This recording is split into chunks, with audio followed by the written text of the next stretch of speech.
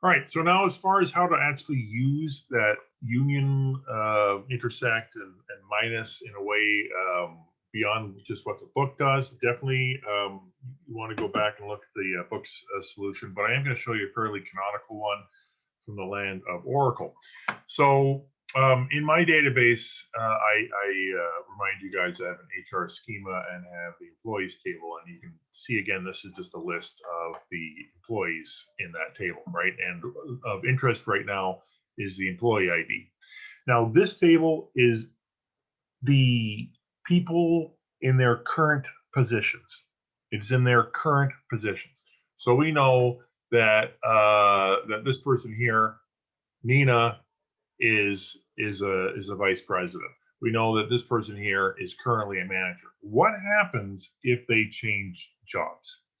So we got a couple choices from a database design perspective. We could just not care and just update the record. Or what we could do is create ourselves another table, which is only interested in the history. And in this history table, we've got the key, which is the employee ID, and when they started a position, when they ended a position, and what that position actually was, as well as what department it was in.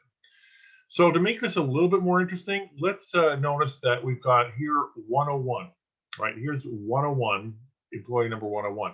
If we say, well, who's 101? This is, again, Nina. So Nina is currently a VP, but if we look at the history of 101, we'll see that Nina was in this date range an account. I don't know what that is, but some kind of account person. And then pretty well the next day, you'll see transferred over and became a manager. And we can assume then that after this date is when she rose to the heights of being a big time VP. Now, what if we want to ask questions about this kind of stuff with these two bits of information in here, right? What if we want to basically somehow have the entire job history of Nina? Well, one thing we could do is we could say, okay, I would like to have the employee ID and then the job ID, and there's Nina right there. Boom. And then if we have a look at underneath, we definitely have employee ID and job ID. These two columns have to match. They have to match. All right, so they have to match. So we're going to go and do that. And there is the account manager information. And then, not surprisingly, what we could do is combine the two together. And now what we're going to get, and actually, yeah, let's combine them like this. And this is basically her history. Now, let me fire off another session for a second here. Not another session, but another window. What if I want to get those dates in there? Well, that's going to be a little bit more challenging, but I'm pretty sure we can still figure this out. I'm going to go over here and look. So we got start date, end date. Really, the only interesting thing here is the end date in my mind. So what I could do over here is say that I want the, is it end underscore date or end date? End underscore date. End underscore date. So we can go end date. Now, if I run this thing, you're going to see that there's going to be a problem. There's 3 columns here and only 2 columns here.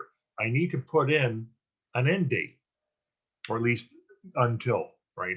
Date until.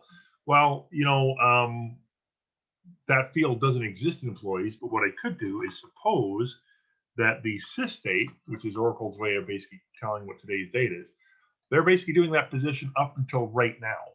So if I now run this, there is this person, Nina, was this account person until that date. Then they became the manager until that date, and then the VP up until the current date, which is today, right? So that's one way to sort of do these sort of union kind of queries. There are other kind of goofy things I could ask too. Like, for example, I could ask, well, who has never actually even changed jobs ever? Who's never changed jobs? Well, if that's the business logic, there is that if they have changed jobs, they're sitting in this table, right? Those employee IDs are sitting in this table. So what I could do if they had changed jobs is go select employee ID from HR employees, so that's all the employees, minus select employee ID from the job history. What this will do is this will pull out people that have never actually changed jobs ever before. And let's just do a quick count. And we'll see that apparently 100 of them have never changed jobs before. So it's a pretty stagnant company, but anyway, that's fine. So that's kind of interesting. And then we haven't done subqueries yet, but we could use this as an engine to then get more information about those people. If I'm going to go back, one more example for you guys.